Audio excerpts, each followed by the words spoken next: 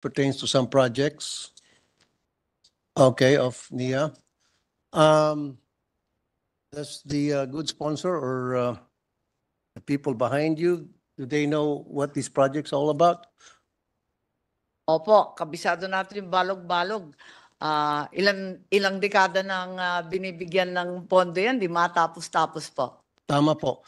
At ang masaklap po rito, taon-taon, kumukubra ng 261 million pesos ang NIA para sa maintenance nitong bulok na irrigation. 261 to maintain ang isang bulok, inaamag, okay, stop muna doon, na balog-balog project. Pwede bang paki-explain po?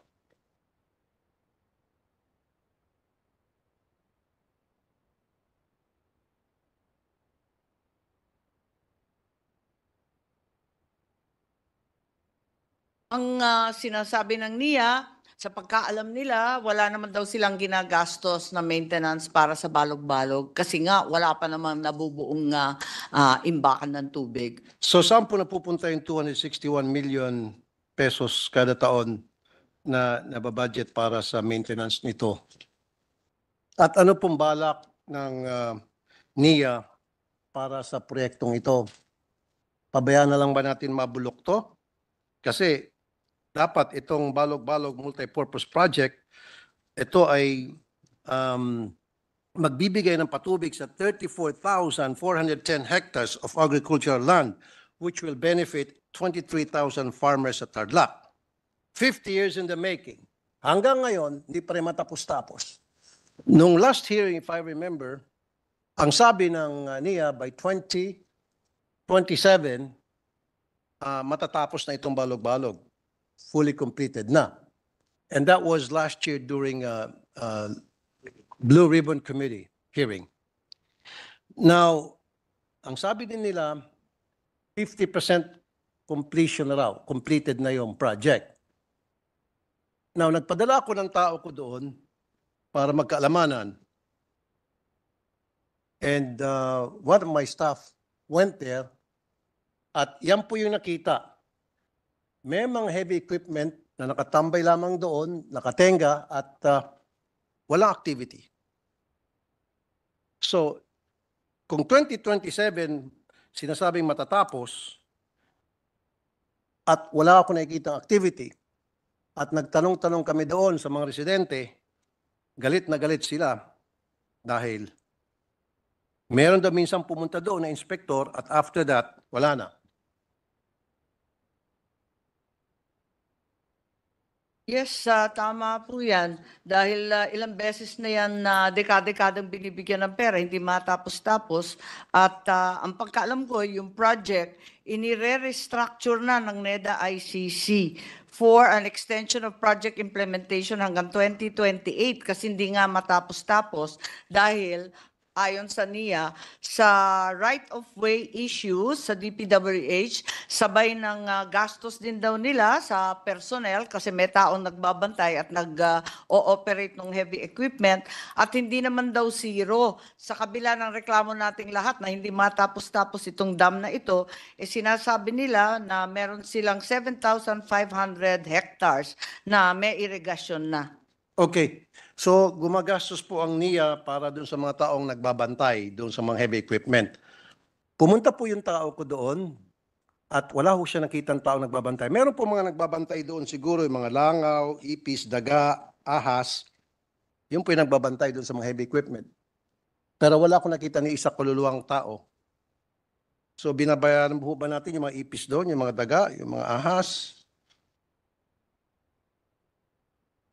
Pinagdidiinan ng NIA na meron naman daw tao pagkat meron na rin daw irrigated area. Wala po, wala po. As a matter of fact, nagpadala po ako ng tao doon.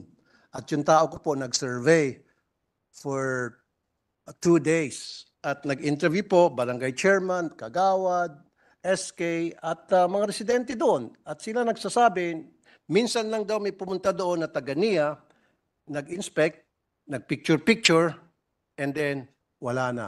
That was after na na-expose ko ito last year. That's correct. Ang pagkaintindi ko, if memory serves me right, inuna kasi yung diversion dam at may konting na-irrigate, pero yung high dam na dapat talagang malaking infrastructure, kahit kailan di na umpisahan. O di kaya uumpisahan sana na uudlot dahil sa right-of-way issues at kung ano-ano pang dahilan. Yun nga po, Mr. President, Madam Sponsor, sinasabi nila nung una by 2027, Ngayon 2028 na po. 2028, baka next year, 2020 na naman. Kaya nga, tawaran ng tawaran. Following year, gagawin namin 2029. So wala nang katapusan. So wala ako nakikitang movement or any development whatsoever dito sa Balog-Balog project na ito. So ano Kaya nga napunta na sa NEDA, kaya napunta na sa... At i-restructure na yung project kasi nagiging kabulastugan na talaga eh. Correct. At wala nang naniniwala, dekada-dekada, taon-taon mula ako naging congressman, linalagyan ng bilyon-bilyon yan, wala naman natatapos na imbakan ng tubig. Correct. So bakit humihingi ng 261 million kada taon ang NIA para sa maintenance nitong bulok na structure na ito? Ang sinasabi nila, yung phase 1, yung natapos nilang diversion dam at yung service area na may 12,000 mahigit na hectares at saka yung farmer beneficiaries daw na 7,300, sila raw ang tinutulungan ngayon at yun ang pinagagastusan. Pero yung high dam, na talagang malakihang imbakan ng tubig, hindi pa talaga nasisimulan. Kaya rini-restructure na lamang ng NEDA. Okay, kaya nga po, Madam Sponsor, Mr. President. So sana pupunta again, for the end time, sana pupunta po yung 261 million kada taon para sa maintenance. Kasi kung sasabihin nila, Doon sa pambayad phase sa mga tao. 1, yung phase 1 na diversion dam, yun natapos daw, yun sa ibaba. Yung diversion dam lang at yung 7,000 plus farmer families at yung 12,000 plus hectares. Pero yung phase 2, talagang wala kang makikita. Tama po yung mga retratong na papakita ninyo. Itong mga photo na naka-project ngayon, sakto talaga yan at wala pa talagang Thank you. napapatayo sa high dam. Thank you po. Now, ito pong 261 million pesos na budget na binibigay sa NIA para sa maintenance nitong Balog-Balog Phase 2 po. Phase 2. Bakit po gagastos kayo sa Phase 1 samantalang yung budget naka-allocate para sa Phase 2?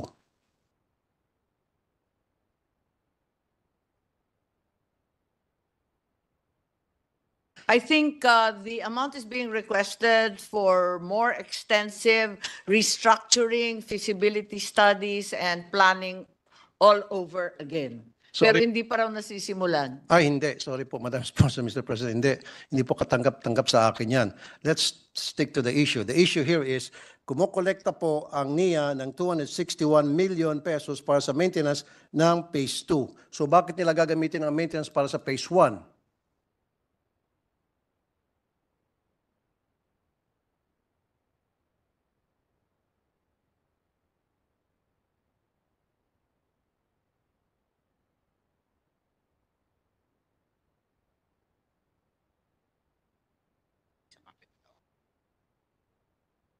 The amount of 2 million plus for 2024, ang sabi po ng NIA hindi pa raw nagagastos kasi hindi nga natutuloy itong high dam. Yung 200 plus na yon dapat sana para sa facilities accompanying the high dam. But in as much as that high dam was never started, the facilities accompanying it were never begun either. So ano po nangyari doon sa 261 million last year na na-allocate para sa MOOE, maintenance ng Balog-Balog Phase 2? Sana Ang sabi nila, nandun pa. Hindi pa nagagastos. nandoon pa. At ngayon, maghihingi ulit ng 261, nandoon pa rin.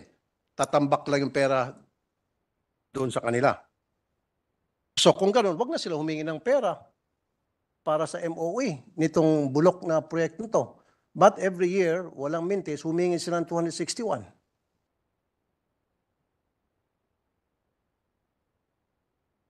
Abala sila na kapag na-approve daw ng NEDA, kailangan nila simulan kagad ang restructuring. So, Kaya humingi na daw sila ahead of time para makasiguro na meron silang panggastos.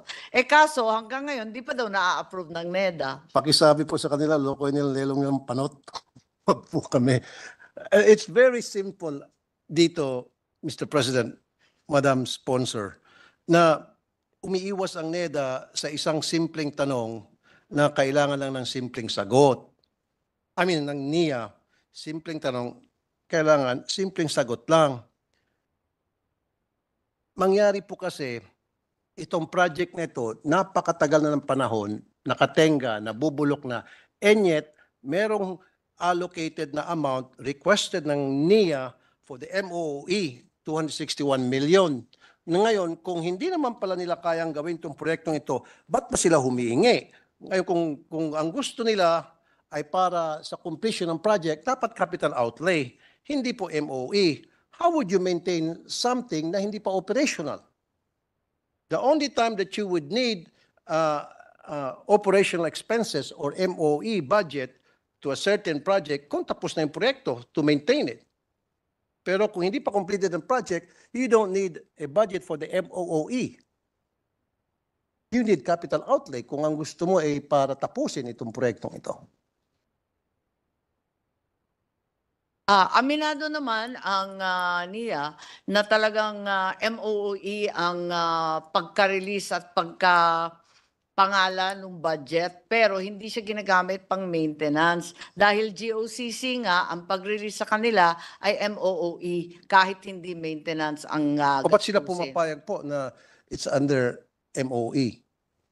DBM kasi regulations yan. Kapag GOCC, iba yung bansag. Ang Okay. tawag talaga MOOE dahil Okay. subsidy ng national government sa korporasyon. So, anong pong plano ng NIA doon sa 261 million kada taon na sabi nyo nandoon lamang sa kanila, natatambak na?